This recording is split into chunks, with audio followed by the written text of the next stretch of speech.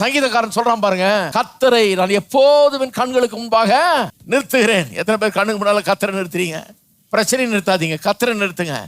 கர்த்தர் நல்லவர், பெரியவர், வல்லவர், போதுமானவர், அற்புதங்களை செய்கிறவர், கைவிடாதவர் என்கிறத கண்ணுக்கு முன்னால் நிறுத்தணும். இரவும் பகலும் அதை தியானிக்கணும், அதை நிறுத்தணும். என்ன பண்ணிருக்கிறான்? அதையே பார்த்துட்டு இருந்தானா. அது எப்படி சொல்லியிருக்கு வேதம்? பார்க்க முடியாத தேவனை பார்த்து கொண்டிருந்தான். இப்ப கர்த்தரை தரிசியுங்கள். எத்தனை பேர் கர்த்தரை தரிசிக்க போறீங்க?